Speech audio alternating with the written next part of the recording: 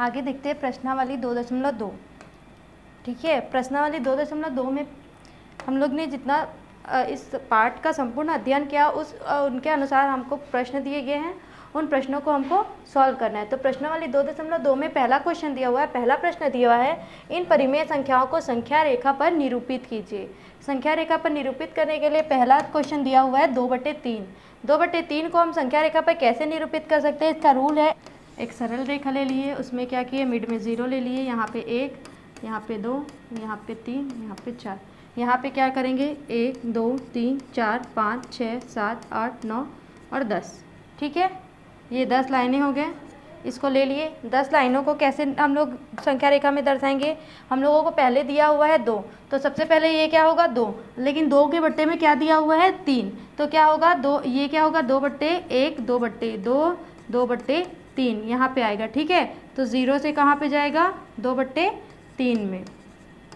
ये हो गया संख्या रेखा पर निरूपित करना। क्लियर। अब क्या दिया हुआ है, ऋणात्मक, ये पहला क्वेश्चन था। ठीक, अब देखते हैं दूसरा क्वेश्चन। दूसरा क्वेश्चन क्या बोलता है, -5/9। तो क्या कर देंगे, इसके लिए भी एक सरल रेखा खींचेंगे। एक सरल रेखा में क्या करेंगे, 0 लेंगे। 0 के बाद क्या ऋणात्मक संख्या दिया हुआ है कि धनात्मक संख्या दिया हुआ है, तो क्या दिया हुआ है हमको ऋणात्मक संख्या। तो ऋणात्मक संख्या देखते हैं, 1 ऋणात्मक 1 ऋणात्मक 2 ऋणात्मक 3 ऋणात्मक 4 और ऋणात्मक 5 हो गया। ठीक है, अब इन क्या है, ऋणात्मक 5 और ऋणात्मक 6। ठीक, अब इसको क्या करना है, -5/9 दिया हुआ है, तो 5 और 6 के बीच में क्या होगा, 10 अलग अलग खाने होंगे। ठीक है, देखते हैं कैसे होंगे, 1 2 3 4 1 2 3 4 5 6 7 8 9 और 1 10। तो 10 कहाँ पे होगा, 9 कहाँ पे होगा, यहाँ पे आएगा। ठीक है, तो क्या करेंगे, एक लकीर खींचेंगे कहाँ से, 5/9 तक। ठीक, और ये क्या हो गया, ऋणात्मक। ये क्या है, इधर अगर धनात्मक जाता है तो दाईं और ऋणात्मक आता है तो बाईं और, हमको पहले ही पता है। क्लियर। अब देखते हैं आगे का क्वेश्चन। आगे का क्वेश्चन बोलता है -3/13। ठीक है, अब देखते हैं क्वेश्चन नंबर 3 कैसे निरूपित करना है। हमको एक सरल रेखा खींचना है, मिड में ले लेना है 0, इधर हो गया -1 -2 -3 -4, ऐसे ही क्या करना है, -4 लेना है।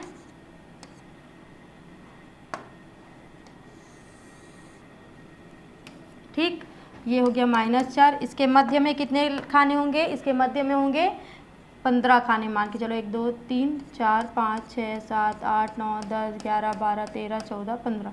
ठीक, अब क्या करना है, यहाँ पे दिया हुआ है -3/-13। क्लियर। वैसे ही -16/-5 कहाँ होगा, ये हो गया 0 1 2 ऐसे करके यहाँ तक ले लेना है आपको। यहाँ पे आ गया 16 माइनस और क्या हो गया, यहाँ पे हो गया 17 माइनस 1 2 3 4 5 ऐसा आ गया। यहाँ से यहाँ तक आएगा आपका -16/-5। क्लियर। अब आगे देखते हैं प्रश्न नंबर 2। संख्या रेखा पर निरूपित करके बताइए कि कौन सी परिमेय संख्या जो है वो छोटी है और कौन सी परिमेय संख्या क्या है, बड़ी है। क्लियर। तो देखते हैं, पहले वाला क्वेश्चन में बोलता है 3/5। तो क्या करेंगे, एक सरल रेखा खींचेंगे, 0 हो गया, 1 2 3 4। ठीक है, इन 3 और 4 के बीच में कितनी संख्या होंगी, 1 2 3 4 5 6 7 8 9 और ये 10। ठीक, तो इसमें कौन सी संख्या में जाएंगे हम लोग, 1 2 3 4 5 वाली संख्या में जाएंगे, 3/5। और अब क्या लेंगे, 7/8 लेंगे। ठीक, तो ये हो गया आपका 0, ये हो गया 1, ये हो गया 2 3 4 5 6 7 8। ठीक, और इन 7 और 8 के बीच में 1 2 3 4 5 6 7 8 9 और 10। क्लियर। तो यहाँ से क्या होगा, 7/8, ये हो गया 7/8। तो हम अगर दोनों परिमेय संख्याओं का संख्या रेखा में निरूपण करते हैं तो क्या होता है, हमको दिखता है कि ये जो पहला वाला है वो छोटा होगा, और जो 7/8 है 3/5 छोटा होगा और 7/8 का होगा परिमेय संख्या बड़ा होगा। क्लियर। आगे देखते हैं दूसरा, -7/8 पहला दिया हुआ है -8/7 और उसी का दिया हुआ है अपोजिट में 7/5। तो इसमें से हमको पता करना है कि कौन सी संख्या छोटी और कौन सी संख्या बड़ी है। तो हम लोग क्या करेंगे, एक सरल रेखा खींचेंगे। ये क्या करिए, 0 ले लिए, ये माइनस में है तो कहाँ होगा, ऋणात्मक में। 1 2 3 4 5 6 -7 -8। क्लियर। यहाँ से क्या ले लिए, -8 का 0 ले लिए, ये यहाँ पे हो गया और यहाँ क्या हो गया, -9 हो गया। क्या करेंगे यहाँ पे, 1 2 3 4 5 6 7 8 9, ठीक है। और ये हो गया 10। तो यहाँ से कहाँ ले लेंगे आप, -7 में ले लेंगे। तो -8 बट्टा क्या हो गया, 7। उसके बाद क्या दिया हुआ है, 7/5।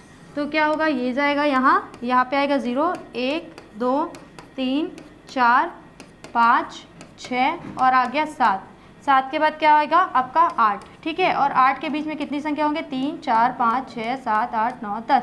क्लियर। इसमें क्या होगा, 7/8 दिया हुआ है तो 7 के पास जाएंगे। 7 के बाद आगे कितनी संख्या दी हुई है, 7 और 8 के बीच में 5 संख्या दी हुई है। तो क्या 10 जगह दिया हुआ है, 10 कॉलम दिए हुए हैं, तो उसमें से कितना आएगा, 5 आएगा, ठीक है। तो क्या हो गया, 1 2 3 4 5 कहाँ पे आ गया, यहाँ से यहाँ आ गया। ये हो गया आपका 7/8। अब हमको दोनों परिमेय संख्याओं का जो दिखता है संख्या रेखा, उसमें से हमको दिखता है कि जो धनात्मक संख्या है वो दाईं ओर गया और जो ऋणात्मक संख्या है वो क्या हो गया, बाईं ओर आ गया। तो जो धनात्मक संख्या है उसमें दाईं ओर जाने पर क्या हो गया, प्लस जो है वो क्या हो गया, बड़ा हो गया, और ऋणात्मक क्या हो गया, छोटा हो गया। ये बड़ा और ये छोटा हमको दिखाई दे रहा है इस पिक्चर में कि जो 7/8 है वो क्या होगा, बड़ा होगा, किससे, -8/7 से। अब आगे देखते हैं क्वेश्चन नंबर 3। रिक्त स्थानों को उचित में क्या होगा, ये बड़ा, बराबर या छोटा, कौन सा परिमेय संख्या बराबर है, कौन सा परिमेय संख्या बड़ा है या कौन सा परिमेय संख्या छोटा है, ये हमको दिखाना है, ठीक है। तो ये हो गया पहला नंबर क्वेश्चन। 3/2 और 5/4 दिया हुआ है, इसमें से कौन सी संख्या छोटी है, बड़ी है या बराबर है, हमको ये शो कर रहे हैं। तो 3/2 और 5/4 में हम लोग कैसे अंतर करेंगे, पहले दोनों का हम लोग हर को समान करेंगे। तो पहले दिया हुआ है 3/2 गुणित इसका और इसका हर समान करने के लिए क्या निकालेंगे, लसा निकालेंगे, लघुत्तम समापवर्तक निकालेंगे, जिससे क्या पता चल रहा है हमको कि ये जो 4 है, अगर दोनों का हर समान करना है तो इस 4 के बराबर हम लोग कर सकते हैं। तो इसमें किसका गुणा करेंगे तो बराबर होगा, 2 का गुणा करेंगे। तो 3 दूनी 6 और 2 दूनी 4 हो गया। और ये क्या हो गया, 5/4 है। तो 6/4 बड़ा है कि 5/4 बड़ा है, इसमें कर दिए 1 1 का गुणा, ठीक है। 5/4 5/4। तो 6/4 और 5/4 में कौन सी संख्या बड़ी है, 6/4 बड़ी है। तो ये कौन सी संख्या बड़ी हो जाएगी, 3/2 वाली संख्या जो है वो बड़ी हो जाएगी। क्लियर। अब देखते हैं तीसरा नंबर क्वेश्चन। ये क्या हो गया आपका, -6/8 है और इधर -2/5 है। तो कौन सी संख्या बड़ी है, तो दोनों का लघुत्तम समापवर्तक निकालने के लिए क्या करेंगे, पहले किससे गुणा करेंगे कि दोनों का बराबर हो जाए। तो -6/8 में कितना का गुणा करेंगे, 5 का गुणा करेंगे, ठीक है। तो ये क्या हो गया, 5 छक्के 30 और ये हो गया 8 पंचे 40। -2/5 में कितना गुणा करेंगे, 8 का गुणा करेंगे। ये क्या हो गया, -18 और ये हो गया 40। तो -30/40 बड़ा है कि -18/40 बड़ा है, हमको पहले पता है कि ऋणात्मक संख्या में जब ऋणात्मक पूर्णांक आता है तो इसमें जो छोटी संख्या होती है वो क्या होती है, बड़े ऋणात्मक पूर्णांक से बड़ी होती है, ठीक है। तो हमको पता है कि कौन सी संख्या बड़ी होगी, -18/40 आपका बड़ा होगा। क्लियर। अब देखते हैं क्वेश्चन नंबर तीसरा। 1/2 दिया हुआ है और 1/-2 दिया हुआ है और दूसरा दिया हुआ है -9/18। तो कितना आएगा आंसर देखते हैं। 1/2 को किससे गुणा करेंगे कि दोनों का हर समान हो जाए, 9 से गुणा करेंगे, ठीक है। तो क्या हो गया, 9/-18 हो गया। और क्या हो गया आपका, माइनस से गुणा करेंगे तो ये प्लस हो गया और ये माइनस हो गया। और इसका देखेंगे -9/18 है तो इसका किससे गुणा करेंगे, 1 से गुणा करेंगे। ठीक है, तो ये क्या हो गया -9/18। तो -9/18 में कौन सा बड़ा होगा? जब दोनों बराबर है, जब दोनों पूर्णांकों को हम लोग सॉल्व करते हैं लघुत्तम सम अपवर्तक निकाल के, तो हम लोग को क्या मिलता है? जो आंसर मिलता है वो दोनों बराबर होता है। तो ये दोनों संख्याएं क्या होंगी? बराबर। ये दोनों पूर्णांक जो होंगे परिमेय संख्या क्या होंगे? बराबर होंगे। ठीक है, अब देखते हैं क्वेश्चन नंबर 4। इसमें कैसे कर सकते हैं हम लोग? अगर हर दिया हुआ है समान तो क्या करेंगे? इसका अगर ऋणात्मक है तो ऋणात्मक या फिर धनात्मक है तो धनात्मक करेंगे। तो दोनों को पहले सॉल्व करके धनात्मक कर लेते हैं। 15/-7 है तो इसमें क्या करेंगे? गुणा 1 करेंगे, -1 करेंगे। तो ये क्या हो गया? 15/7 हो गया। और इसमें क्या करेंगे? 3 × 7 है तो इसमें 1 का गुणा करेंगे तो ये क्या हो गया? 3/7। तो 3/7 में 3/7 बड़ा है कि 15/7 बड़ा है? तो हमको पता है कि 15/7 क्या है? बड़ा है। 3/7 से 15/7 क्या होगा? बड़ा होगा। क्लियर। उसके बाद देखते हैं नेक्स्ट क्वेश्चन। नेक्स्ट क्वेश्चन क्या बोलता है? -10/3 है और ये क्या है? ये वाला पूर्णांक है, इसके नीचे क्या आएगा? -9/1 आएगा। ठीक है, तो -10/3 है और -9/1 है तो क्या करेंगे? इन दोनों को बराबर करने के लिए क्या करेंगे? -10/1 और 3 × 1 करे लिए। और इधर क्या हो गया? इधर क्या करेंगे? यहाँ पे हर समान करने के लिए -9 × 3 और ये हो गया 1 × 3। तो क्या आ गया? 10 एकम 10 का 10 हो गया और 3 एकम 3 का 3 हो गया। इधर क्या हो गया? 9 9 18 9 3 27 -27/3 हो गया। तो -10/3 बड़ा है कि -27/3 बड़ा है? तो हमको पता है कि अगर ऋणात्मक पूर्णांक है तो क्या होगा? ऋणात्मक पूर्णांक में जो छोटी संख्या होती है, जो छोटा ऋणात्मक संख्या होता है या ऋणात्मक पूर्णांक होता है, वो क्या होता है? बड़े ऋणात्मक पूर्णांक से बड़ा होता है। दैट इसलिए क्या होगा? जो -10/3 है वो क्या होगा? बड़ा होगा। किससे बड़ा होगा? -9/1 से। क्लियर। अब आगे देखते हैं प्रश्न नंबर 4। दोनों परिमेय संख्याओं में से कौन सी संख्या बड़ी है और कौन सी परिमेय संख्या छोटी है? ठीक है, तो जिसका हर समान है उसमें हम लोग को डाउट नहीं होना चाहिए। क्यों? क्योंकि जो दोनों का हर समान है तो हमको पता है कि अगर ये ऋणात्मक संख्या है तो ये क्या होगी? छोटी होगी। किससे? धनात्मक संख्या से। ऋणात्मक संख्या ऋणात्मक पूर्णांक जो होते हैं वो हमेशा छोटे होते हैं। किससे? धनात्मक पूर्णांक से। क्लियर। उसके बाद देखते हैं दूसरा क्वेश्चन। -4/3 है और दूसरा दिया हुआ है -2/5। तो इसका हर समान करने के लिए क्या करेंगे हम लोग? -4/3 है और क्या है यहाँ पे? -2/-5 है।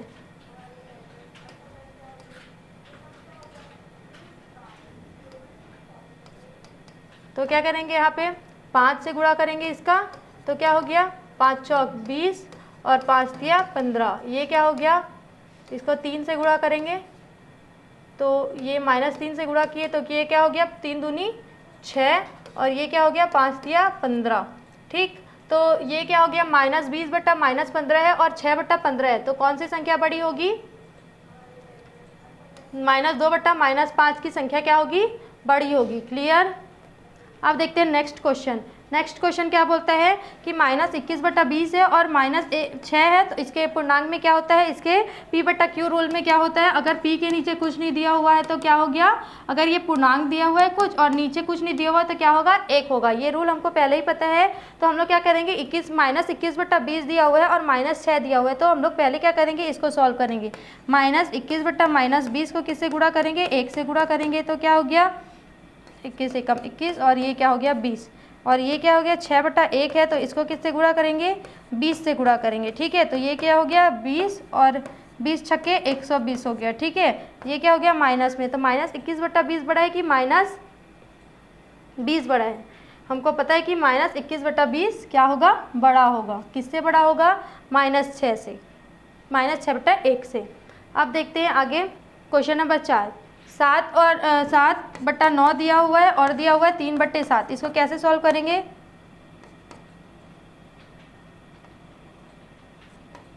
इसको किससे गुणा करेंगे? इसको गुणा करेंगे इससे 7/7 से, क्योंकि दोनों का हर समान करना है। और इसको गुणा करेंगे 9 से। ये क्या हो गया? 56, ये हो गया 27 और ये हो गया 56। तो 49/56 बढ़ा है कि 27/56 बढ़ा है। हमको पता है कि अगर धनात्मक पूर्णांक है तो धनात्मक पूर्णांक में हम लोग जितने भी आगे बढ़ते जाएंगे वो धनात्मक पूर्णांक उतनी बड़ी संख्या होगी। तो 7/9 बड़ा है किससे? 3/7 से। क्लियर। अब देखते हैं आगे, दोनों परिमेय संख्याओं में से कौन सी छोटी संख्या है। ठीक, तो कौन सी छोटी संख्या है देखने के लिए हम लोगों को फिर से लघुत्तम समापवर्तक निकाल के सॉल्व करना है। तो देखते हैं पहला क्वेश्चन क्या बोलता है। पहला क्वेश्चन बोलता है 5/1 दिया हुआ है और 13/3 दिया हुआ है। तो हम लोग कैसे हल करेंगे? दोनों का हर समान करने के लिए क्या करेंगे? 5 को इसको किससे गुणा करेंगे? 3 से गुणा करेंगे और इसको किससे गुणा करेंगे? इसको गुणा करेंगे 1 से। ये हो गया 3, 13 कम 13, 15 और 3 कम 3। तो क्या हो गया आपका? 5/1 का सॉल्यूशन क्या आया हम लोग के पास? 15/3 और 13/3 का सॉल्यूशन क्या आया हमारे पास? 13/3। तो क्या होगा? कौन सा संख्या बड़ा होगा? 5/1 बड़ा होगा और 3/13 छोटा होगा। ये कौन सी संख्या? ये वाली संख्या छोटी होगी। क्यों छोटी होगी? क्योंकि हम लोगों को पता है कि अगर 15 बड़ा है कि 13 बड़ा है। हमको पता है कि धनात्मक पूर्णांक में जब हम लोग आगे बढ़ते जाते हैं तो जितनी संख्याएं आगे आती जाती है वो संख्या क्या होगी? तो बड़ी आएगी। 13 के बाद क्या आता है? 14, 14 के बाद क्या आता है? 15। तो क्या हो गया? कौन सी संख्या बड़ी हो गई? 15 की संख्या बड़ी हो गई। क्लियर। अब देखते हैं क्वेश्चन नंबर 2। क्वेश्चन नंबर 2 बोलता है 4/-6 दिया हुआ है और -7/3 दिया हुआ है। तो पहले दोनों को हल करके बराबर करते हैं। अगर इन दोनों का हर को बराबर करते हैं, दोनों का हर को बराबर करने के लिए हम लोग क्या करेंगे? पहले क्या लेंगे? 4/-6 लेंगे। इसमें किससे गुणा करेंगे? 1 से गुणा करेंगे। ठीक है। और इसका क्या हो गया? -1 से गुणा किए तो -4 क्या हो गया? 6 कम 6 हो गया। ठीक है। और ये क्या हो गया? -7/3 दिया हुआ है। इसको किससे गुणा करेंगे? 2 से गुणा करेंगे। तो ये क्या हो गया? -14/3 दूनी 6। तो -14/6 बड़ा होगा कि -4/6 बड़ा होगा? -4/6 क्या होगा? बड़ा होगा। और ये क्या होगा? 14/6 जो होगा वो छोटा होगा। तो इसमें कौन सी परिमेय संख्या छोटी है? -7/3 छोटी है। क्लियर। तो अब क्वेश्चन नंबर 3 देखते हैं। 17/11 दिया हुआ है और 9/7 दिया हुआ है। तो क्या करेंगे हम लोग? 17/11 को -17/11 को सॉल्व करते हैं। इसको 7 से सॉल्व करते हैं। ये क्या हो गया? इसको अगर हम लोग बिना ट्रिक के सॉल्व करते हैं तो हमको पता है कि क्या होगा? जो ऋणात्मक संख्या है ना, वो ऋणात्मक संख्या क्या है? ऋणात्मक संख्या हमेशा क्या होगा? ऋणात्मक संख्या क्या होता है? हमेशा छोटा होता है। किससे छोटा होता है? धनात्मक संख्या से। ठीक है। तो ये क्या होगा? ये बड़ा होगा और ये क्या होगा? ये छोटा होगा। क्लियर। अब देखते हैं दी गई परिमेय संख्याओं को आरोही क्रम मतलब बढ़ते क्रम में लिखना है। पहले क्या होगा? पहले छोटा होगा, फिर बड़ा होगा, फिर उससे बड़ा होगा, फिर उससे बड़ा होगा, फिर उससे बड़ा होगा। क्लियर। तो अब इसको सॉल्व करके देखते हैं। 2/6 दिया हुआ है, 4/12, 9/-27 और -5/18 दिया हुआ है। तो क्या करेंगे?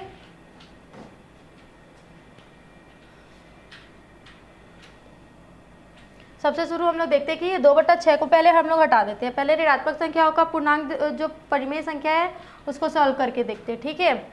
अगर हम लोग इसको ट्रिकी सॉल्व करते हैं तो क्या होगा? जो माइनस वाला संख्या है, दोनों माइनस वाला संख्या क्या हो जाएगा? ये प्लस वाली संख्या हो जाएगी। और क्या हो जाएगा? -4 और -5 है। तो सबसे बढ़ते क्रम में लिखना है तो क्या करेंगे? पहले क्या आएगा? -5/18 आएगा। फिर क्या होगा? -4/12 आएगा। फिर क्या होगा? 9/27 आएगा।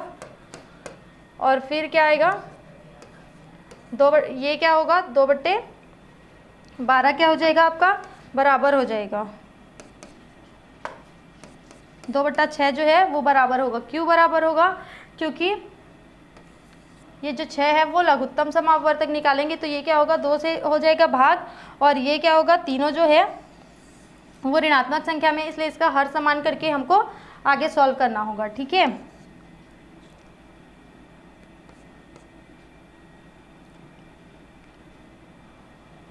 अगर इसका लघुत्तम समापवर्तक निकालेंगे सबका तो कैसे निकलेगा? 6 है तो 2 × 3 = 6 और 3 × 1 = 3। इसका क्या हो गया? 2 × 3 ठीक, इसके बाद क्या दिया हुआ है, 12 दिया हुआ है, तो क्या निकलेगा इसका लघुत्तम समापवर्तक, 2 से 2, 2 छक्के 12, 2 तिया 6, 3 एकम 3, तो इसका क्या हो गया, ये दोनों तो कट गया, इसका आ गया आपका 3। क्लियर। उसके बाद 27 का देखते हैं, तो 27 का क्या होगा, 3 निया 27, 3 तिया 9, 3 एकम 3, ये भी तीनों कट हो गया। क्लियर। कहाँ बचा, यहाँ पे 3 बचा।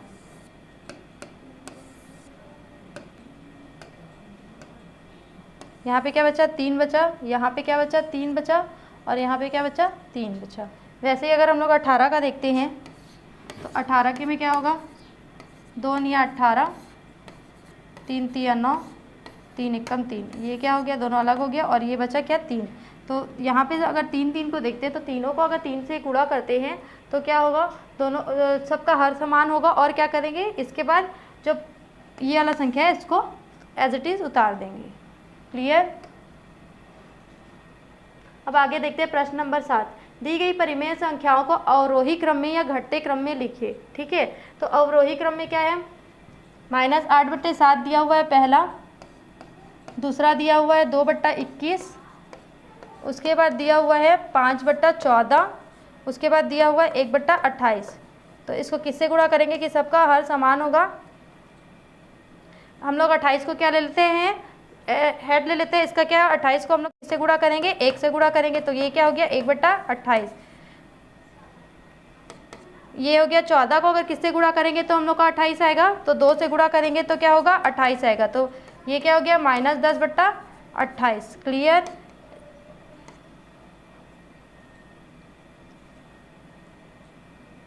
इसका क्या करेंगे, 7 को किससे गुणा करेंगे तो 28 आएगा, 7 चौक 28 आएगा। ठीक है, 8 चौक 32 हो गया ये, और 7 चौक 28 हो गया।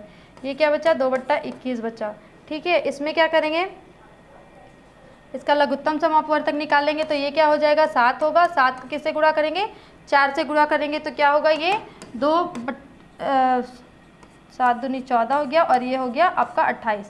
ठीक, तो इन सबको कैसे लिखना है, और घटते क्रम में लिखना है। तो पहले सबसे छोटा कौन सा है, सबसे छोटा है हमारा -32/28। क्लियर, सबसे छोटा। उसके बाद इससे बड़ा कौन सा संख्या है, -32 के बाद -10/28। -10/28 के बाद क्या होगा, 1/28, और उसके बाद क्या होगा, 2/21। ये होगा आपका घटते क्रम में, सॉरी ये हो गया आपका बढ़ते क्रम। अगर हमको इसको घटते क्रम में लिखने हैं तो घटते क्रम में क्या आएगा, 2/21 पहले आएगा, उसके बाद क्या आएगा, बड़ा है उससे, किससे बड़ा है, 1/28 से बड़ा है।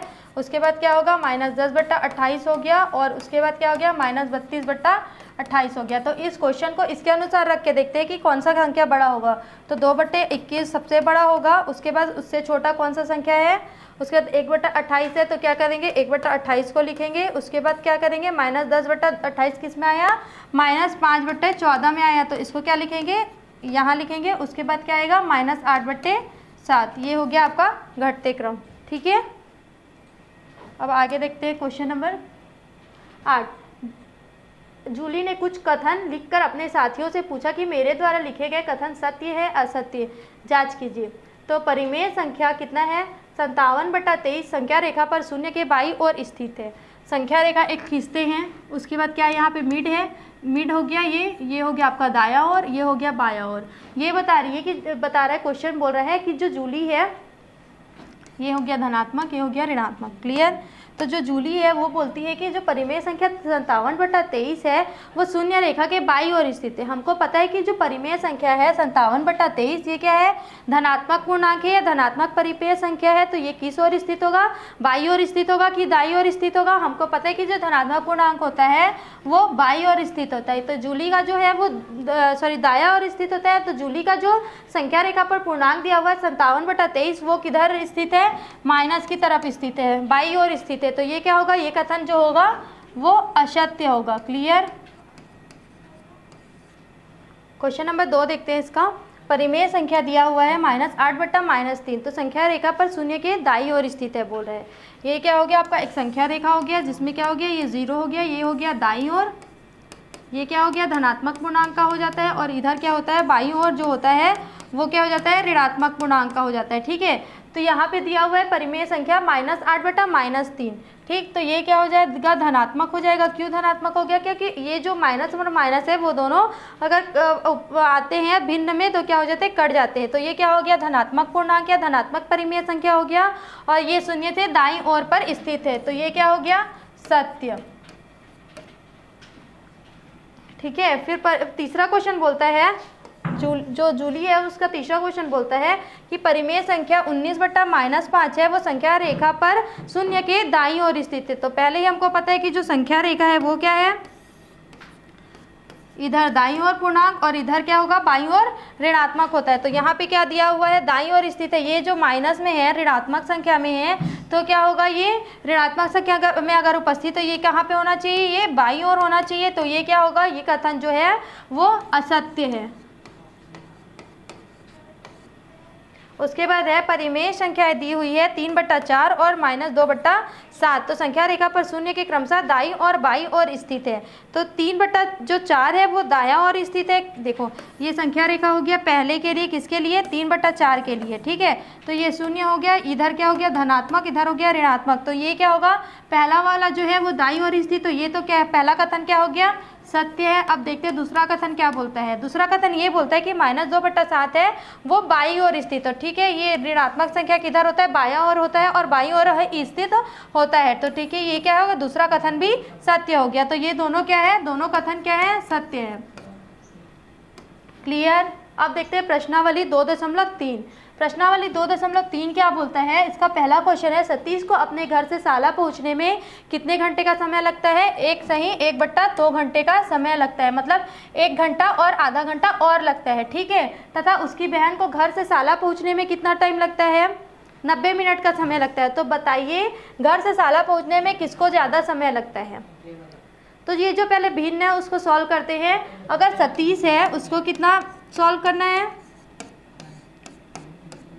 एक सही 1/2 दिया हुआ है, तो क्या होता है 2 1 कितना हो गया 2 2 1 कम 2 और 2 1 कम 2 और ये क्या हो गया 3।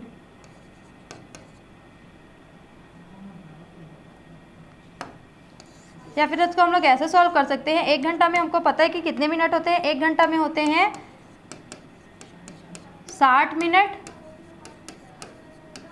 और क्या हो गया अगर आधा घंटा दिया हुआ है तो आधे घंटे में कितने मिनट होते हैं 30 मिनट।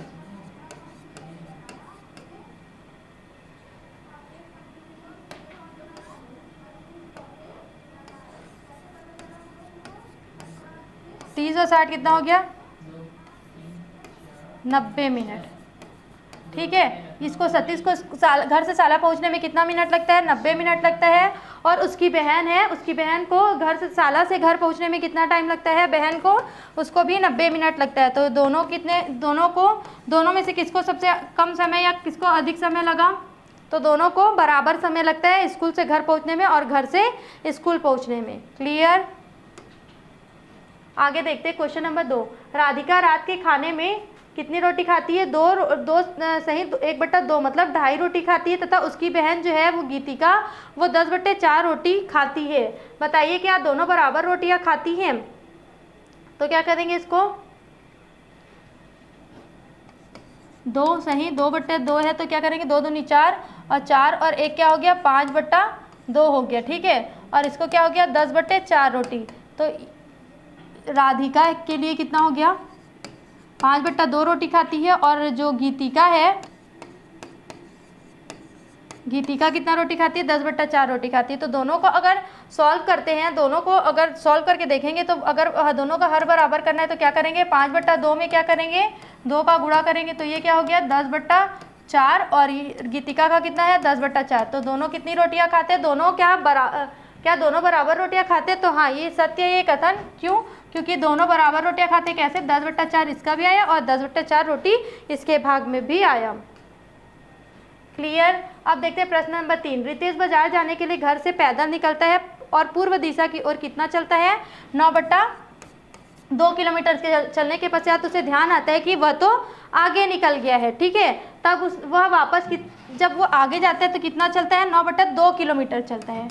क्लियर। उसके बाद क्या होता है, फिर वो पश्चिम दिशा में, जब उसको पता चलता है कि वो आगे निकल गया है तो वो पश्चिम की दिशा में कितना वापस आता है, 1/2 किलोमीटर चलता है। तो संख्या रेखा पर दर्शाते हुए बताइए कि वह अभी अपने घर से कितनी दूरी पर है।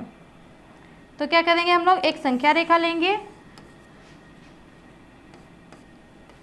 ये 0 हो गया आपका, ये हो गया 1, ये हो गया 2, 3, 4, 5, 6, 7, ये हो गया 8 और ये हो गया 9।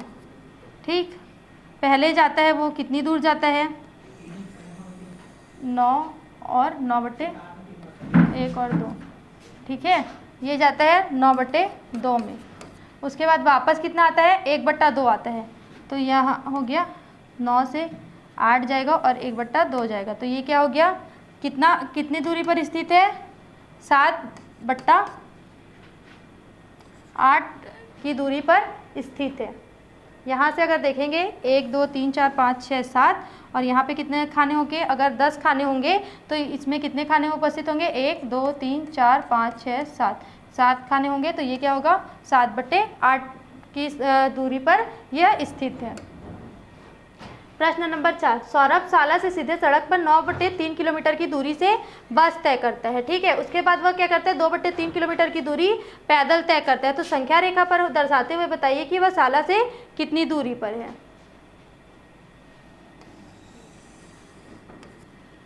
अगर ये 0 है तो क्या लेंगे, 1 2 3 4 5 6 7 8 9 10 और ये हो गया 11। ठीक, उसके बाद ये क्या करता है, पहले सीधे जाता है, 9/3 किलोमीटर की दूरी पर बस तय कर लेता है। तो यहाँ पे क्या आ गया, 1 2 3 4 5 6 7 8 9 10, ये हो गया। पहले जाता है वो 9/3 किलोमीटर की दूरी पर बस तय करता है। उसके बाद क्या करता है, 2/3 किलोमीटर की दूरी वो फिर पैदल तय करता है। यहाँ से कहाँ जाएगा वो, 11, और 11 के बाद कहाँ जाएगा वो, 12 हो गया आपका। और उसके बाद क्या हो गया, 1 2 3 4 हो गया, 5 6 7 8 9 10। ठीक, तो यहाँ से कितना जाएगा वो, 2/3 की दूरी पर जाएगा। संख्या रेखा पर दर्शाते हुए बताइए कि वह शाला से कितनी दूरी पर है। ठीक है, तो अब शाला से वो कितनी दूरी पर हो गया, 11/3 की दूरी पर हो गया।